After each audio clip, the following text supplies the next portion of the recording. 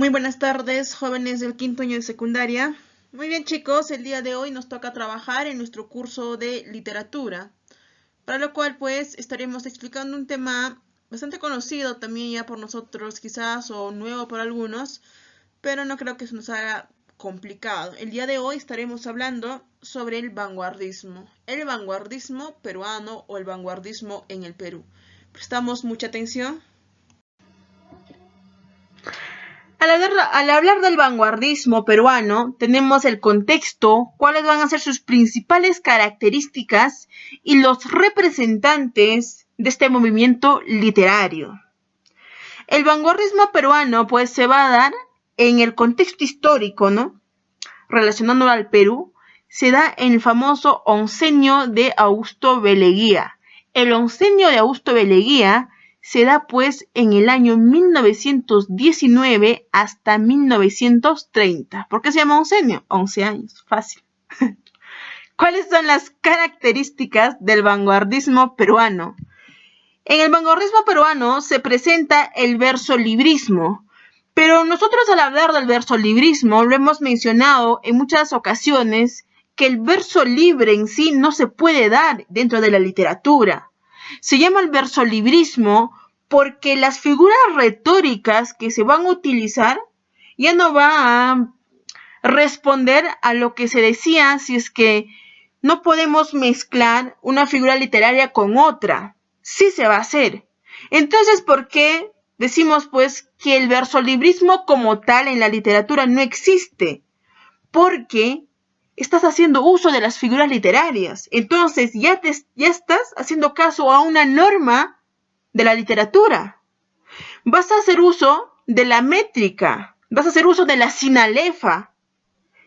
Entonces el versolibrismo existe, no va a existir como su significado completo dentro de la literatura, sino que los representantes o que los autores que lo trabajan lo presentan pues ya no con una rima, por ejemplo, de 4 versos, ya no una rima única, ya no va a haber rimas cruzadas o abrazadas quizás, pero sí va a existir pues métrica, va a existir figuras literarias.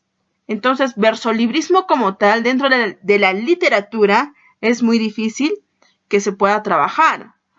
En el vanguardismo peruano va a haber influencia europea, pero la influencia europea se le debe tomar como una relación, nada más no como una copia. ¿Por qué?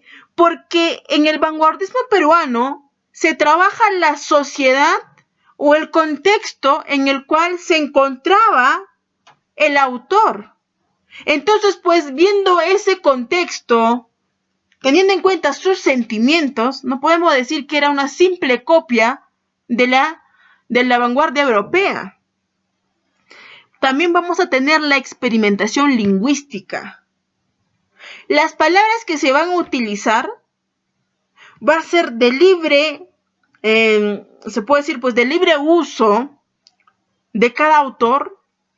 ¿Por qué? Porque con cada palabra quiere dar a conocer nuevas ideas.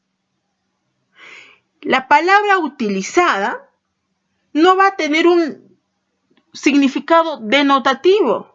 El significado será connotativo y relacionándose al fondo más no la forma en que se va a dar a conocer la obra. Está la tendencia social y la tendencia pura.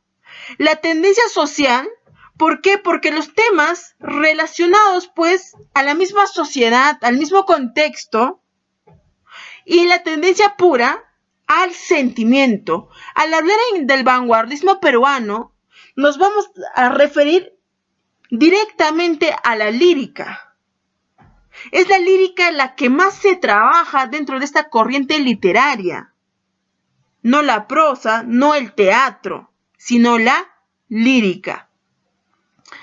Entre sus representantes vamos a tener a Carlos Oquendo de Amat, con su gran obra 5 metros de poema. ¿Y por qué se llama así? Su obra, pues, 5 metros de poema, va a consistir tanto en forma como en fondo. ¿Cómo es eso? La obra original, 5 metros de poema, es cierto. Ese poema mide 4 metros y tantos, no va a llegar a los 5, pero así se presenta en la forma. Ese poema, pues, tú lo abres y se va extendiendo hasta alcanzar los 4 metros y tantos. Y ahí, ¿de qué te va a hablar? Te va a hablar de la distancia. Por eso es que se relaciona tanto en forma y fondo. Tenemos a Rafael Benavides de la Fuente, conocido también como Javier Abril. Tenemos a Alberto Hidalgo, Emilio Westphalen, César Moro y el gran representante del vanguardismo peruano, César Vallejo, con sus diversas temáticas en sus diversas composiciones, Poemas Humanos, Los Heraldos Negros, Trilce. Bueno, nos vamos a centrar en este caso a nuestro gran escritor César Vallejo Mendoza. Cuando se habla de César Vallejo, siempre se le va a relacionar con el vanguardismo peruano. En su biografía, pues César Vallejo nace en Santiago de Chuco en 1892 y muere en París en 1938. Al hablar de César Vallejo, vamos a mencionar su narrativa, ¿correcto? Y también su lírica. Tanto la narrativa como la lírica, pues, van a tener características muy bien marcadas. En su narrativa, César Vallejo da a conocer aquella solidaridad que va a sentir por el oprimido, por el abusado, por aquella persona que sufría bastante en la sociedad. Se relaciona con la política para conocer a fondo cuáles van a ser pues esas realidades que se presentaba al ser humano y lo que en verdad era. En su narrativa vamos a encontrar su periodo modernista y posmodernista.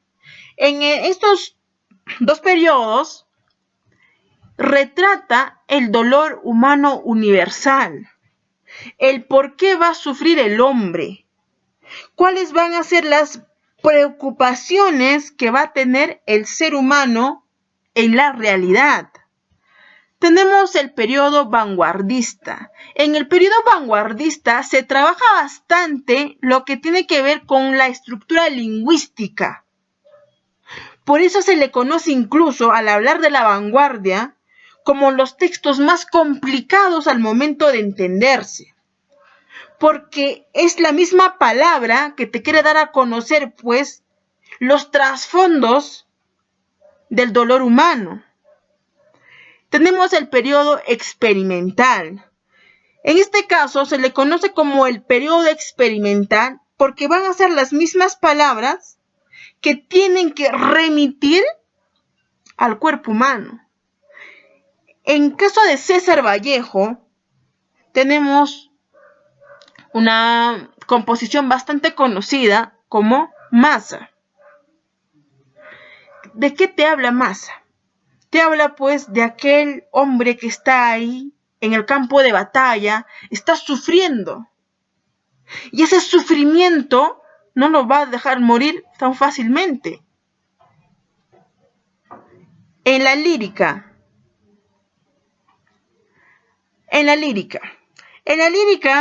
se menciona un profundo humanismo. ¿Por qué el humanismo? Porque César Vallejo trabaja bastante, como se había dicho pues, el dolor humano, la ausencia de alguien, la pérdida de un ser querido.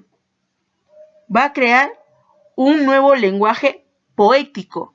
Por eso, la creación del nuevo lenguaje poético se va a dar tanto en el periodo de la vanguardia como en el periodo experimental.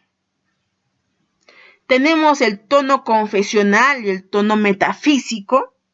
Los temas y los motivos van a ser recurrentes en casi todos sus poemas, porque los poemas te van a hablar del sufrimiento del ser humano, de la ausencia de un ser querido que ya no está, de la pérdida.